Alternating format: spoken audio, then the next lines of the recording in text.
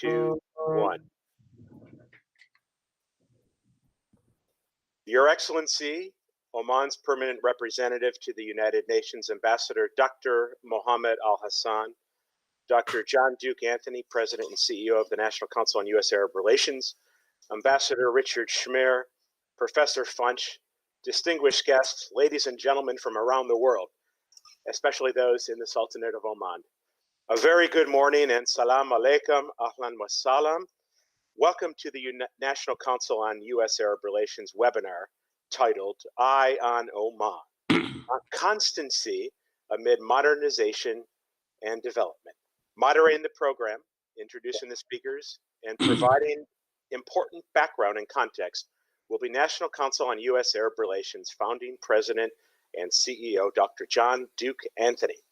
Not everyone in the audience is aware that Dr. Anthony is no stranger to Oman. Many are also unaware that he's characteristically reluctant and hesitant to speak about himself. However, in this regard, those of us, like myself, that work under Dr. Anthony's leadership aren't as reluctant. One example should suffice. At a ceremony in Washington, D.C. 2 years ago, Oman, under the leadership of Her Excellency Ambassador Hunaina al-Mugheri, honored Dr. Anthony. The occasion was a special iftar, a breaking of the fast by Muslims during the month of Ramadan that was hosted by Her Excellency Ambassador Hunaina al-Mugheri. The embassy's Ministry of Information representative at that time recognized Dr. Anthony's more than 53 visits to Oman over the course of nearly half a century. The representative declared the ministry's formal appreciation of Dr. Anthony's long and multifaceted contributions and scholarship aimed at increasing knowledge and understanding of Oman. The representative spoke of his long and diverse firsthand experiences regarding Oman. The experiences have led him to produce numerous publications about the country.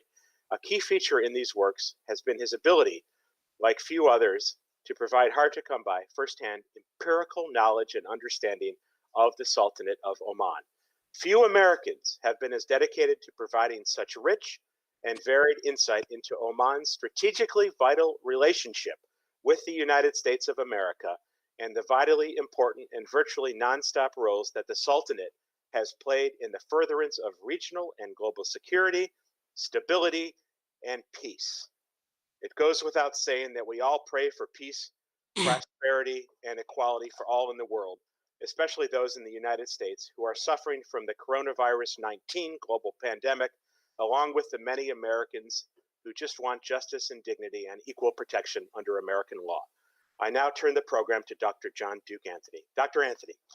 Thank you, Patrick. I'm sure Her Excellency, the Ambassador, other excellencies, diplomats, members of the media, the international diplomatic community, and other foreign affairs practitioners are delighted to see an entire program focused solely on the Sultanate of Oman. And as Patrick mentioned, one of America's most steadfast friends, steadfast allies, steadfast strategic partners for more than half a century. And the three individuals that will be presenting are themselves deeply familiar, intensely, empirically knowledgeable about the Sultanate's history, its culture, its society, its economic dynamics, its foreign relations, its diplomatic challenges, its current issues that sometimes do not, or quite oftentimes, do not make it into the American media. We have first would be Ambassador Dr. Mohamed al-Hassan, Oman's permanent representative to the United Nations. Secondly, we will have Ambassador Richard Schmierer, chairman and president of the Middle East Policy Council. And we will have also Professor Linda Funsch, who has written a fantastic book, Oman Reborn, which is so welcomed and admired in Oman and elsewhere that it's been translated into Arabic, and a special reception ceremony was held to honor her for bringing out such a timely, relevant, and indeed in some ways urgent book to understand this country through whose waters every day pass the item, the hydrocarbon, oil, and gas that fuel, that drive the economies of every country in the world, large ones, small ones, medium-sized ones, old ones, and new ones, and everything in between.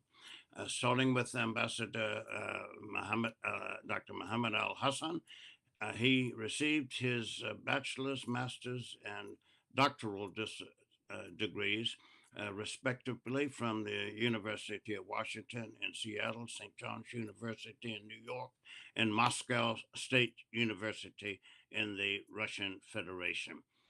He was Oman's ambassador to the Russian Federation in 2009 and simultaneously non-resident ambassador to the Ukraine, Armenia, and Moldova. Without further ado, I want to turn the floor to Ambassador Mohamed al-Hassan.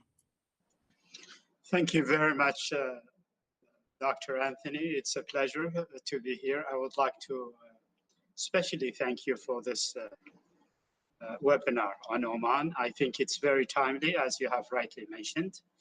I cannot be among the most informed people from this country about Oman. Richard Schmierer and Linda Funsch. I think the three of you are probably quite knowledgeable and more into depth when it comes to the Sultanate of Oman. The relationship that links you, Dr. Anthony, with Oman goes way back. I think the early 70s. I cannot forget some of the comments that you have given during the ceremony held in Washington to commemorate the late Sultan of Oman, which tells me how back your relationship started with the Arabian Peninsula, particularly with Oman. Having said that, I would like to also say that the relationship between the Sultanate of Oman and the United States, it's not 50 years. It goes way beyond into the 1800s. That's when the first ship from Oman came to the city I'm talking from at the moment, the city of New York and the New York Harbor at that time.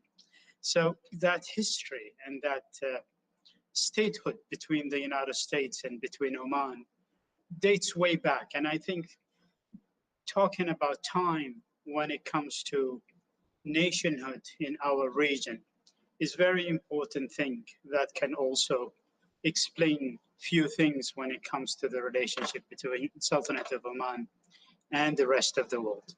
We take special pride when it comes to the relationship between the Sultanate of Oman and the United States. And we are missing from this webinar a very competent ambassador, Ambassador al-Mughiri in Washington, but I understand that she's busy. But we are convening this webinar under her own blessing, as we say. And I take special pride in that. The relationship between the Sultanate of Oman and the rest of the world is a story of peace, story of trade, story of bridging cultures. Oman certainly, during its time, has extended its outreach to the eastern coast of Africa, to some parts in other parts of Asia, like the southern coast of Iran, what today is Pakistan, some parts of western coast of India, particularly with Malabar. And that's why when you look at the relationship today between Oman and the countries in this region, that does explain a lot of things. And I know that Richard Schmierer knows that there is something called the Indian Ocean Rim, which Oman tried to revive in order to bring its connection to the old connections that took place in the 1800s and the 1900s. And yes, there has been a change in the international community. I'm talking from New York City as a permanent representative of Oman to the United Nations. I know the number of states now reach 193 that are members of the United Nations. So certainly the map of the world has changed. Oman is a country that enjoys stability.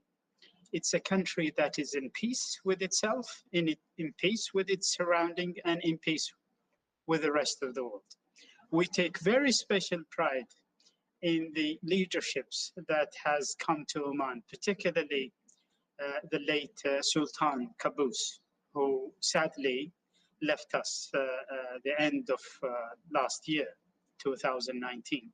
But we also take a special pride in the coming of His Majesty Sultan Haytham. He's somebody who has been in the government for a long time. He has started in many institutions in Oman, including the ministry that I am part of, Ministry of Foreign Affairs.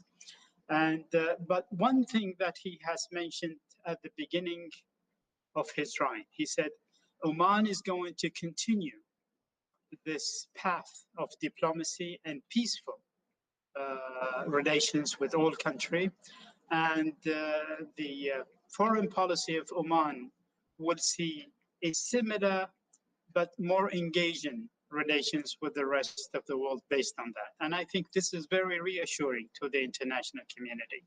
Yes, there are many countries that does not see things in the region as we see them, particularly towards Iran, towards the rift in the GCC, towards the future relationship with Yemen, and how the Gulf and the Arabian Peninsula is going to look like. I would like to assure you that despite what is being said about countries in the region, they might get closer to this rising country or this, the relationship between the Gulf countries and the United States will always remain solid. That's number one.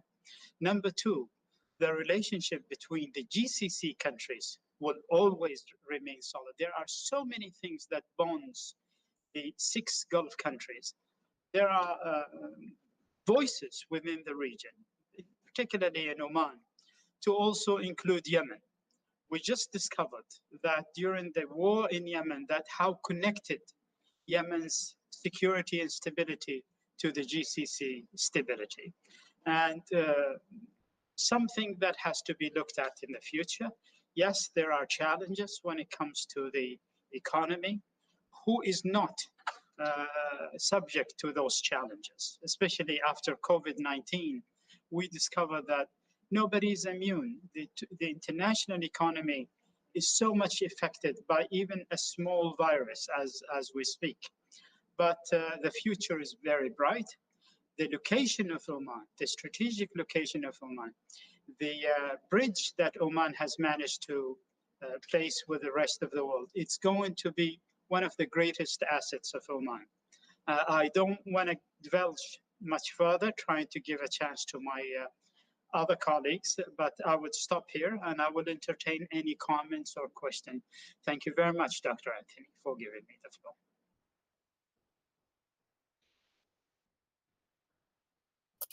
Thank you, Mr. Ambassador. Dr. Anthony, if I think we're back on. Yes, thank you, Mr. Ambassador, and we will come back to you for questions intermittently as well as at the end of this session.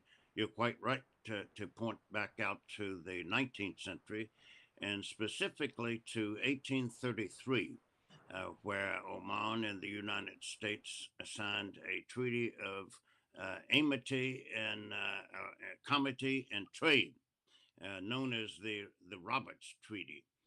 This is one of the oldest treaties between any Arab country in the United States, if not the oldest, and that in 1840, Oman had the distinction, or rather we too had the distinction, it was a mutual distinction, when Oman appointed the first Arab ambassador to the United States.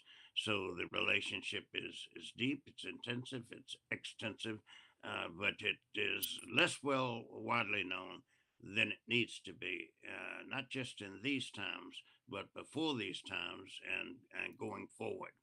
Uh, we have Ambassador Richard Schmierer, the Chairman and President, Middle East Policy Council, which produces the foremost scholarly periodical dealing with Arabia and the Gulf.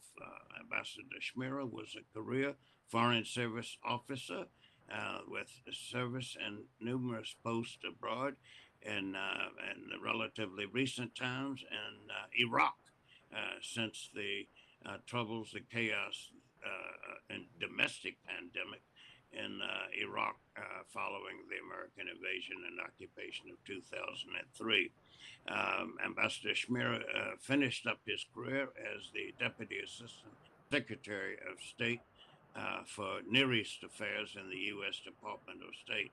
But we remember him best and most fondly as he served to be a briefer for the literally dozens of National Council delegations to Oman of academic, student, military, and media representatives and leaders, as did and has Ambassador al-Hassan. So we're kind of a team, just short of being a family with regard to being Oman boosters and doing what we can to strengthen and expand this extraordinarily rich and diverse relationship. Ambassador Schmira. Well, Dr. Anthony, I certainly want to thank you and your colleagues at the National Council for the opportunity to join today's conversation and to share my thoughts on present-day Oman. As you mentioned, a country in which I had the pleasure to live and to represent the U.S. as ambassador for 3 very enjoyable years. I'll keep my remarks brief, and I'd like to divide them into 2 categories. First, what I see as Oman's main challenges going forward, and then the strengths that Oman brings to the effort to address these challenges. Like its Gulf neighbors, Oman has experienced a deep decline in oil income, the primary source of government revenue, following the decline of oil prices beginning in 2015. It went from a considerable, comfortable budget surplus during the high oil price years to a series of increasing budget deficits, which it has financed largely through borrowing. So budgetary issues are at the top of the list that I believe the country must address. Oman also faces the challenge of providing educational and employment opportunities to its large youth cohort. More than 60% of Omanis are under the age of 20. It also must try to meet the expectations of a generation raised during a period of relative economic boom. Standards of living in Oman rose markedly under the reign of the late Sultan Qaboos, an increase that any country would be hard-pressed to maintain. Oman sits in a region which is experiencing considerable political upheaval and security challenges, having a long border with a Yemen which is still immersed in civil war.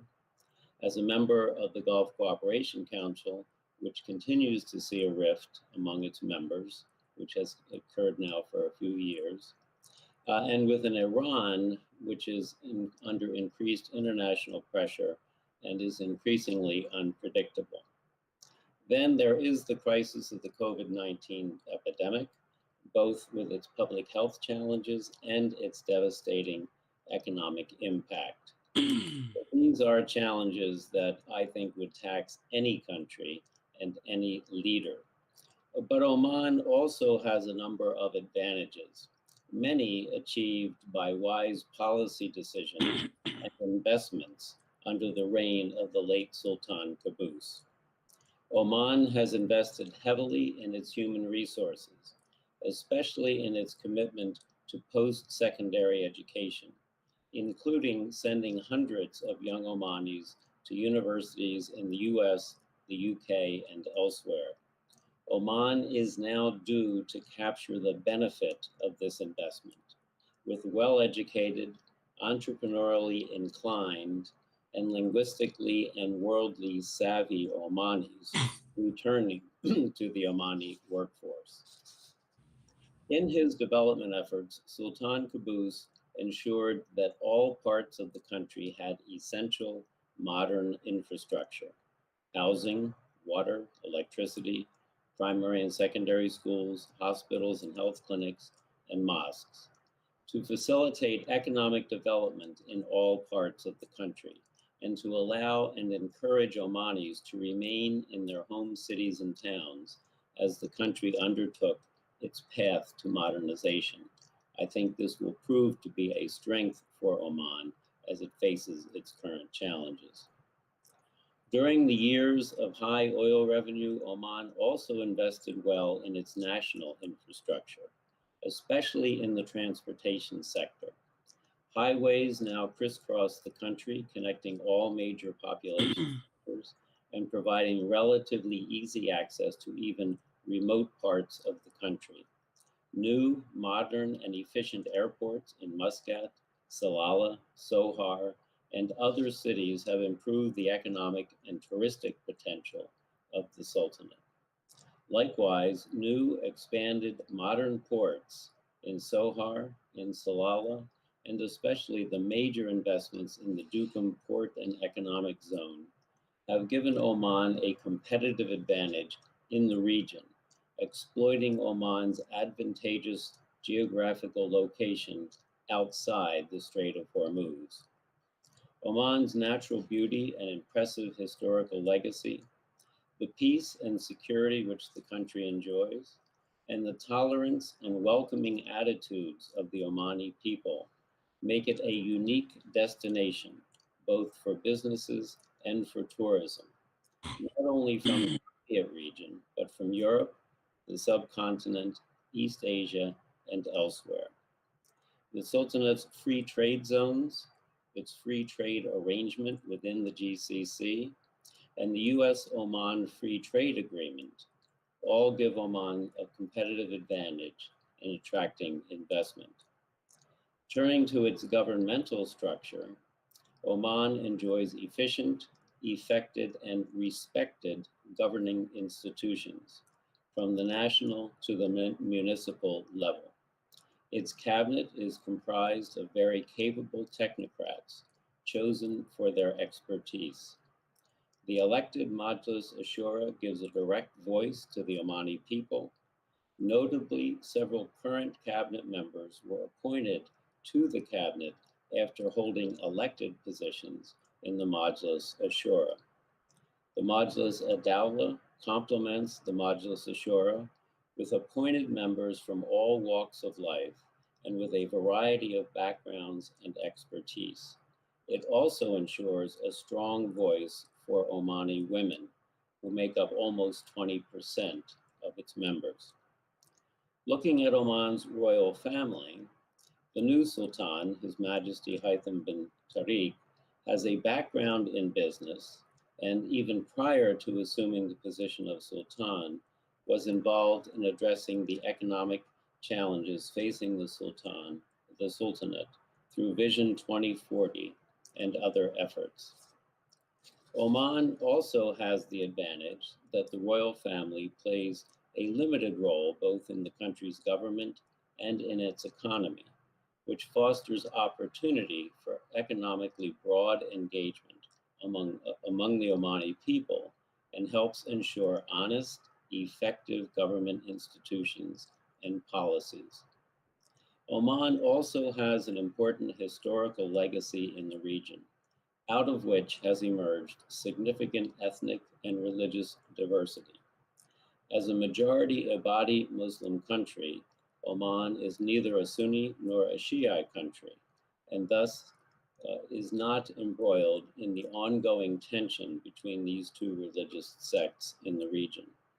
It is able to maintain amicable, productive relationships, both with its fellow Arab states and with Shia majority Iran, which lies just 18 miles across the Strait of Hormuz at its closest border with Oman.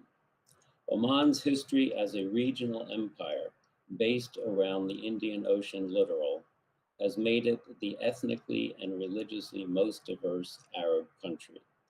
That history instills a well-earned pride in Omanis and enables Oman to enjoy good relations with a wide variety of countries, including India, Pakistan, and the countries of East Africa, to which many Omanis trace their heritage. So with that, let me stop and we can turn to our next speaker and then get into our discussion. Thank you.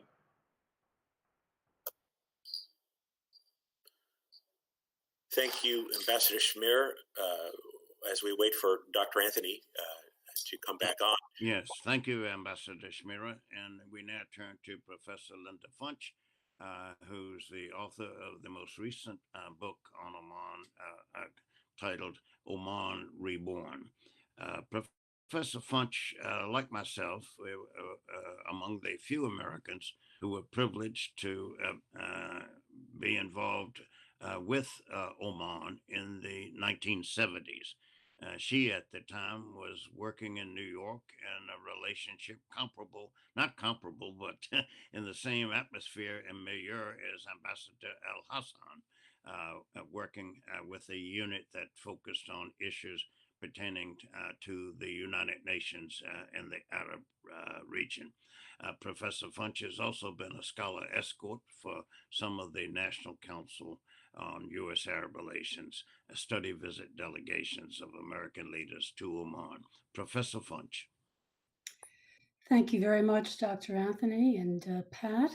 And I thank you very much for enabling me to be a part of this very distinguished panel of experts today. It is a great pleasure, as always, to speak about Oman, which, in my opinion, is the good news story in the Middle East, a veritable gem in a region that is beset by sectarian division and warfare. It strikes me frequently that Oman is omitted in the mainstream media. It seems to fly under the radar, escaping global attention. And I feel that this is an unfortunate omission because Oman is indeed the exception to the rule in the Middle East. And I think it behooves us to delve more deeply into why this is, what makes this country so exceptional. Of course, its geostrategic importance has already been suggested. It is located at the crossroads of strategically vital land masses and important sea routes. Oman has a maritime legacy in both trade and commerce. With the desert at its back, the sea has stood as its window to the world for centuries. Oman historically had a very important role internationally as a global force in as the exporter of copper. From the 3rd millennium BC, in fact, Oman was a central exporter of copper, which was very important in the manufacture of bronze. Frankincense was the currency of the ancient world, more valuable than gold. This placed Oman on the map for centuries. And of course, Oman in the modern era has enjoyed a history as an empire in both Asia and East Africa. The result of these factors has led to a sort of a cosmopolitanism born of centuries of interaction with peoples from all over the world. And I'm very interested in the culture of Oman, the national personality of Oman. So I will, if you will allow me, discuss that for a moment. In many ways, Oman is unique. It is the oldest independent country in the Arabian Peninsula. Since casting out the Portuguese in 1750, it has enjoyed independence. It has been led by the same ruling family for more than 250 years. It is a culture of diversity, and of course, many others are in terms of language, ethnicity, and racial representation. But with Oman, we find a mosaic that exhibits a cohesion that is exceptional in the wider region. We have an Oman model of inclusion. This has already been alluded to. There is not sectarian strife in Oman, which in recent years has underscored many conflicts in the region. Aside from the natural beauty of the land, its scenic coastline, its rugged mountains, its meandering wadis, endless deserts, and of course the historic features of castles, forts, and feller systems, visitors feel a sense of peace and serenity in Oman, where faith in God is at the core of the identity of the Omani people. They are welcoming to strangers and supportive of one another. There's a national cohesion, a purpose, and a sense of community, which is almost palpable. Omanis know where they've been, they know where they are, and they have a vision for the future with all its challenges. They are a people who, in many ways, are comfortable in their own skins. To a great extent, I believe, Oman's heritage and culture has informed its distinctive paradigm for development, which is, of course, balancing tradition and modernization. Throughout the course of the last 50 years, the Sultanate has modernized, to be sure. It has evolved from an impoverished backwater, riddled with domestic divisions, to a modern, cohesive, and forward-looking state. The lives of its citizens have been transformed. And I would be remiss if I didn't pay tribute to the late Majesty Sultan Qaboos bin Said, who transformed this impoverished, underdeveloped country, racked by costly internal divisions, into a cohesive nation state, where the citizens, for the most part, enjoy a common purpose. As Ambassador Schmierer just said, he built the infrastructure of a modern state. He introduced an ambitious program of social welfare, including education and health care for all citizens. He empowered women to be full participants in the development of their country. And he raised the standard of living dramatically for all citizens. He's developed modern institutions of government, including a bicameral parliament and universal suffrage, and introduced the rule of law. After almost 50 years on the throne, His Majesty left us earlier this year. He was larger than life, a legend in his own time, and truly the architect of the modern Omani Renaissance. The father of this nation is still referred to by his citizenry as Baba Qaboos, Father Qaboos. Their love for him so enduring. And while the basic statute of the state, or the basic law, which was crafted in 1996 and amended in 2011, sets out clear guidelines that are to be followed upon the death of the reigning sultan, prior to his passing, journalists, pundits, and dare I say, even some academics predicted turmoil and civil unrest when the Sultan passed, as if Oman were just another obscure backwater. The frenzy of speculation began immediately after His Majesty's departure for Germany for medical treatment in late 2014, and throughout his 8 months absence from Oman. It resurfaced in the months and weeks immediately preceding his passing. And yet, to the credit of the Omani people, the passing of Sultan Qaboos, followed within hours by the appointment of his successor, Haitham bin Tariq, was seamless. It was the epitome of solemnity and dignity. And this, to a very large extent, epitomizes the people of Oman. Thank you.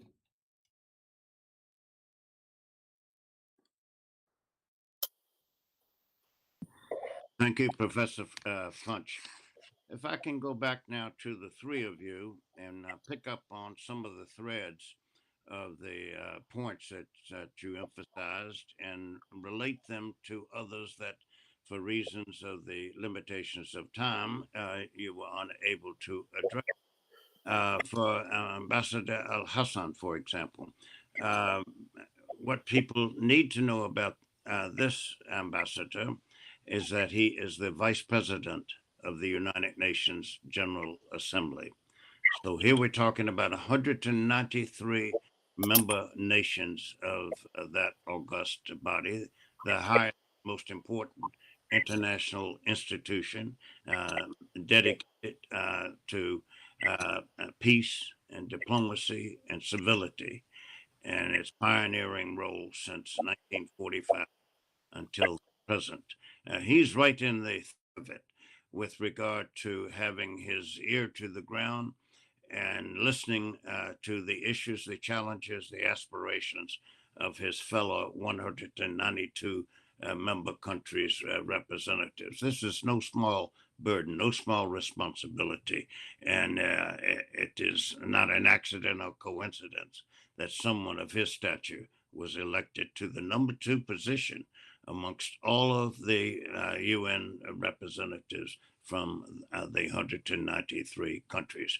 And the role of the United Nations and Oman, not many are aware of how during the 8-year Iran-Iraq war, and then later when there were the sanctions on Iraq after the reversal of its aggression against Kuwait, that Oman was the head of the United Nations Security Council and was the leading light in pushing through a resolution adopted by all that enabled medical goods and care and humanitarian assistance to enter Iraq despite the sanctions.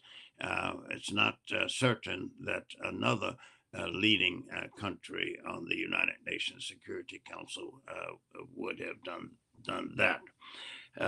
In addition, there is on your historical desk and knowledge and memory how Oman was the first country to answer President Jimmy Carter's call for any Arab region assistance after the Soviet invasion of Afghanistan in December of 1979. Oman became that country. Indeed, Kabul is only a 2-hour flight to Muscat, the same time distance for the most part between Washington, D.C. and Chicago, Illinois. So it was on the front line, the nearest to an act of aggression that threatened not only regional peace and security, but global peace, global security, without which there can be no peace, let alone any prospects for prosperity. The aspects of Oman that we would welcome you commenting on, Mr. Ambassador, is that Oman alone amongst the countries of the Gulf Cooperation Council, the 6 countries, Kuwait, Bahrain, Saudi Arabia, Qatar, the United Arab Emirates, and Oman, has suffered but survived and surmounted 2 extensive domestic insurrections. One in the mid-1950s in the northern interior of the country, centered in the area around Nizwa, the cultural capital of the country historically, in the center of leadership on the Ibadi faith with scholarship reaching out to Algeria and to Libya and elsewhere. That one, on one hand, being religiously inspired in a manner unlike the other one in the far south of the country in the province of Dhofar, which began as a separatist movement, not totally unlike that of Biafra in Nigeria. But after the independence from Great Britain of the People's Democratic Republic of Yemen suddenly lurched further left and established the Popular Front for the Liberation of Oman and the Arabian Gulf. That too was put down. It lasted for the better part of 10 years, and it left an imprint, and it left a lesson, and it left various models of the limits of foreign intervention and the limits of internal insurrection. If you care to comment on any of those three matters that have helped to shape today's focus on Oman's constancy and its continuing modernization and development. Mr. Ambassador. Thank you very much, Dr. Anthony. I would love to comment on this, but let me just say one thing. A nation without a challenge is not a nation. All countries go through challenges. Certainly the time that we are going through now, it's a challenge not only to Oman, but even to the greatest power, including to this country. But how you deal with these challenges, how do you look for the future vision for your country? That's the most important. And I believe that when His Majesty, Late Majesty Sultan Qaboos came to power, as you have rightly mentioned, the challenges were enormous, but he managed to sail through. He managed to develop a country. He managed to also take a country with the limited amount of financial resources coming from oil at that time to the country where it is today. I certainly was one of those young people who celebrated the arrival of His Majesty Sultan Qaboos, and luckily also the coming also of His Majesty Sultan Haytham bin Tariq. But I, living in the 60s and the 70s, I've seen where Oman was, and I see where Oman today. And I could tell you that the Oman today is in a much better situation, much better footage than Oman in the 1960s, 100%. What we have seen so far since the accession to the throne of His Majesty Sultan Haytham, very bold decisions, trying to also exactly address the challenges that my colleague Ambassador Schmierer has referred to. I'm not worried about Oman, frankly speaking. Yes, it slips through the radar. A lot of people don't know much about Oman, especially in this country. But that is a good news, because sometimes people know about countries that go through trouble, if there is a war or there is something. So I could say that Oman has not been engaged in any problems with its neighborhood, with other countries, and that's the good part of it. Yes, the economy remains one of the most pressing challenges, trying to create employment for the youth. But unemployment is something that happens everywhere. You just need to address it in a different and innovative way. And I think also the country has been very honest with itself, trying to address the question of diversification, meaning that we cannot be heavily dependent on the oil and gas economy. We have to move beyond. And this is exactly what Ambassador Schmierer has referred to.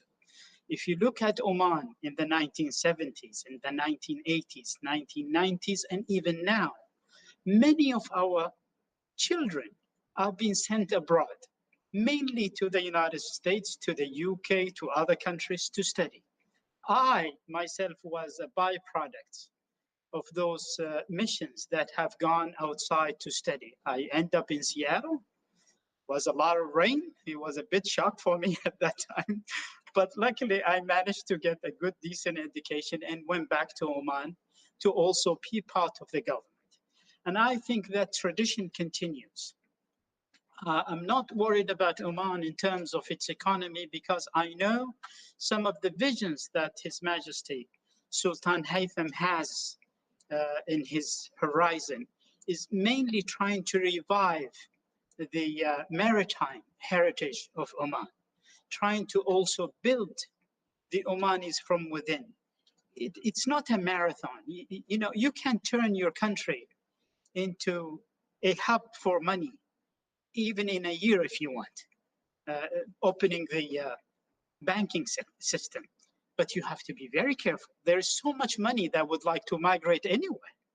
We could do that. But this is not the decision that Omani's government has taken.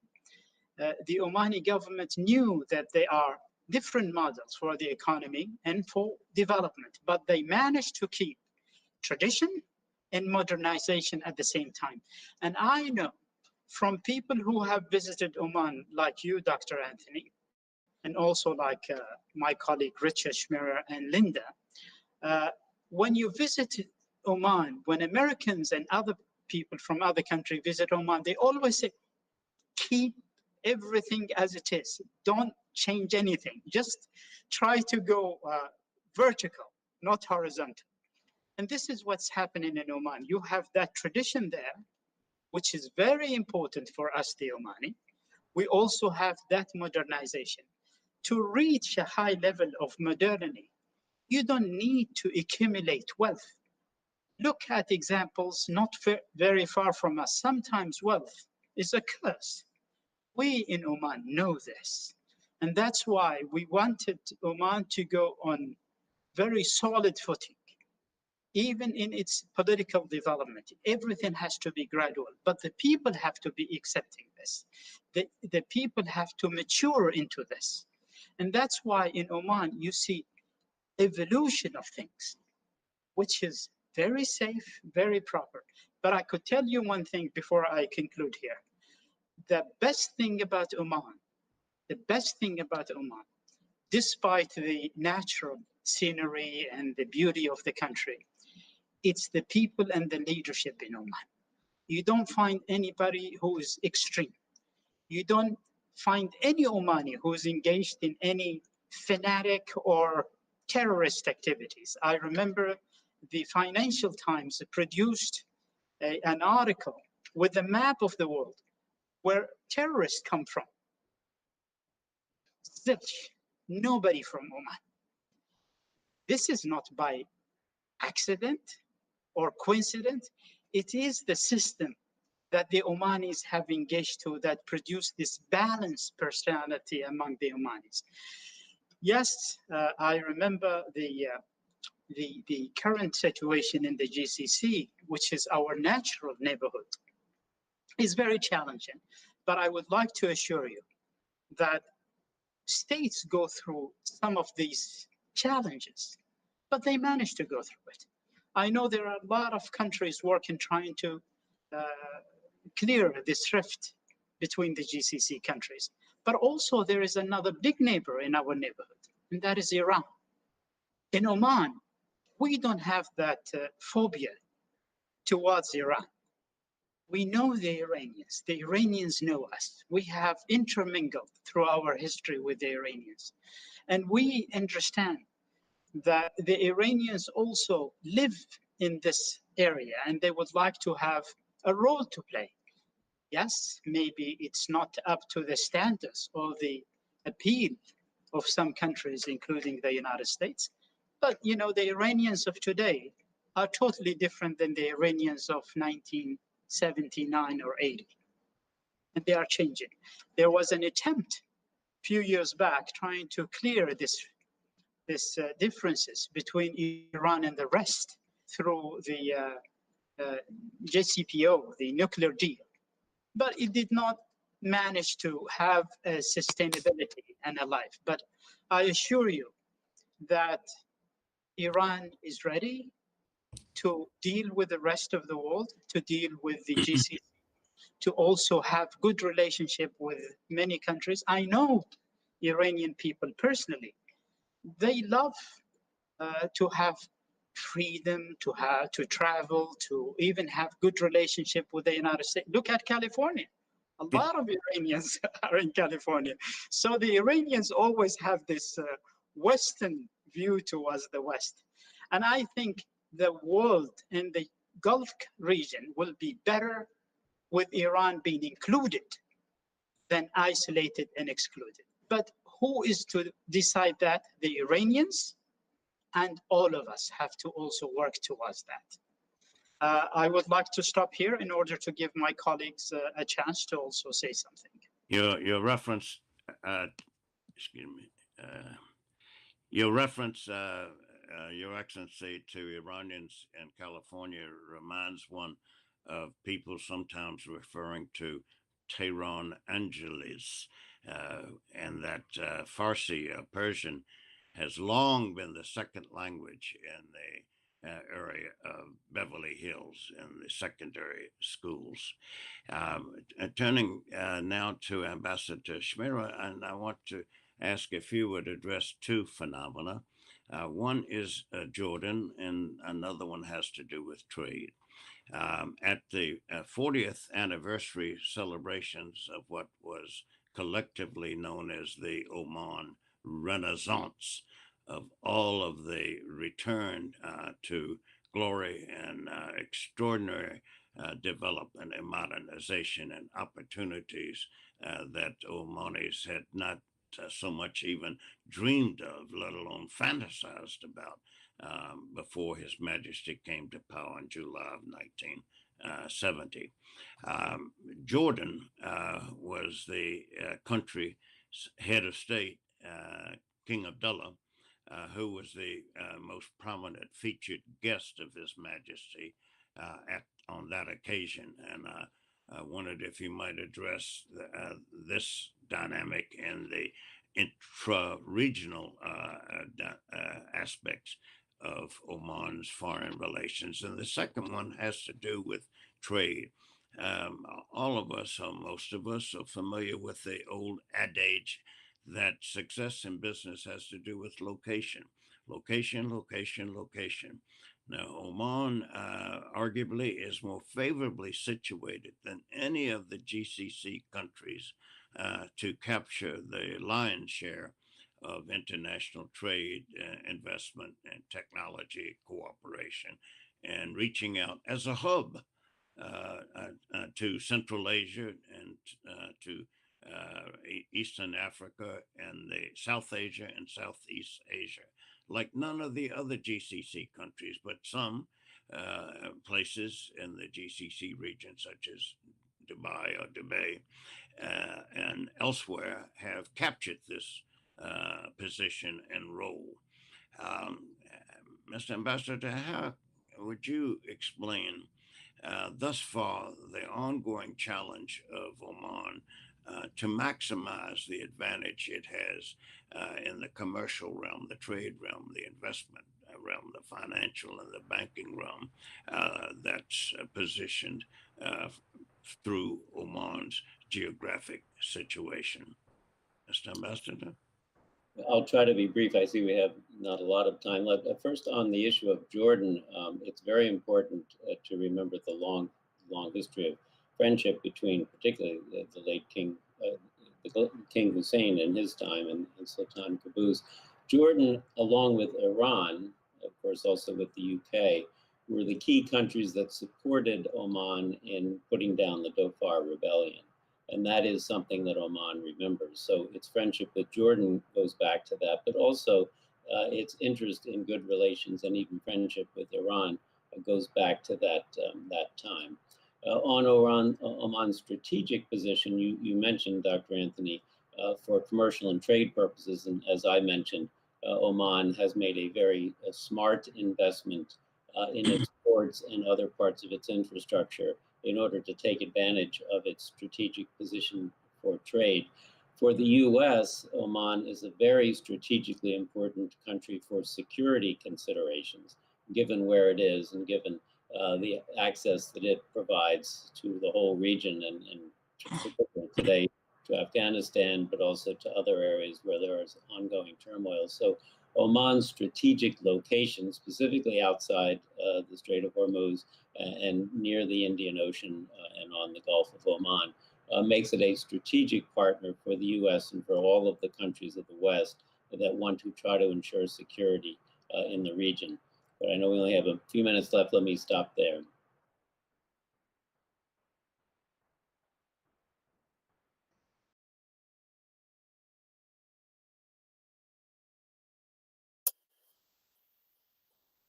think we'll also let Dr. Funsch take we a come crack. back to Professor Funsch. I'm sorry not to press the mute button appropriately or in a timely fashion.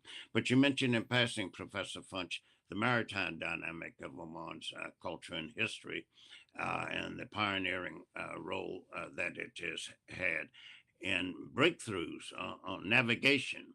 Indeed, Vasco da Gama, the famous Portuguese explorer, refused to try to sail across the Indian Ocean after he had passed the Cape of Good Hope and the southern tip of the continent of Africa en route to India without the help of an Omani, Ahmed bin Majid, who wrote treatise after treatise and textbook after textbook. And indeed, he accepted that offer, and the Portuguese were able to make it to India. Indeed, they had a colony in Goa up until the 1960s. Would you like to comment on that for just a few minutes, and then we'll bring this to a close, Professor Funsch? Thank you, Dr. Anthony. Yes, indeed, the maritime tradition is integral to not only the history of Oman, but who they are as people. While Omani merchants were plying the seas in the 9th century Common Era, they were going as far as China and Indonesia and Malaysia, interacting with people of obviously very diverse cultures, and additionally, introducing people of the Far East and the islands to Islam. So this had a cultural impact. The maritime piece had a cultural impact, and it works both ways. This, in my opinion, has developed within the Omani peoples a sense of wonder about the world and other cultures. These are not people who are insular in their outlook. They're very interested in other peoples and traditions. And I think visitors to the country can see this. But one other point on the maritime history. I'm currently spending my time doing good deal of research on the role of women in Oman's development history. Women themselves in Oman were essential to the success of maritime exploits because they, in fact, were the ones who were the backbone of society when Omani men, for the most part, were away in other countries and continents for weeks, months, years at a time. So maritime history is a very important piece of the Omani national dialogue. Yes, we look forward, Professor Funsch, to reading what is yet to come from your pen relating to the position and role, extraordinary position and role of women in Oman's ongoing modernization and development. And I would like to close on the following note that obvious or not so obvious, and the threads between and amongst what our three resource specialists have emphasized is peace, peace, peace. I've never met a head of state in any part of the world who was as dedicated to the concept and notion of peace and worked assiduously to attain it as late Majesty Sultan Qaboos, Allah Yerhamu. And in recognition of that, in 1998, the National Council led a coalition of 33 other prominent American national organizations, Harvard, the Kennedy Center, and the U.S. Air Force Academy, just a few amongst them. On October the 15th, 1998, President Carter came to the nation's capital and in a glorious ceremony presented the first ever International Peace Award to His Majesty Sultan Qaboos. Accepting it on behalf of His Majesty was the long-standing and serving minister responsible for foreign affairs, His Excellency Yusuf Alawi. And on that note, we'll bring this webinar to a close. We're trying to be as prompt as possible, and my watch has it at 12 noon exactly. You cannot hear the thunderous applause that would erupt to show our appreciation of these three individuals were we in a cavernous auditorium. But I join you and them in appreciation for people taking the time to focus on a country of extraordinary value and security and stability and peace, which have to do with the prospects for prosperity and a more solid, mutually beneficial, reciprocally rewarding relationship of the United States with a strategic partner is not known beyond that of the Sultanate of Oman. Thank you, everyone. And we look forward to being with you in future webinars in the near term coming up in the days and weeks to come. Thank you very much, Dr. Anthony, Ambassador Schmierer, Linda. Thank you very much for being here. Patrick, thank you.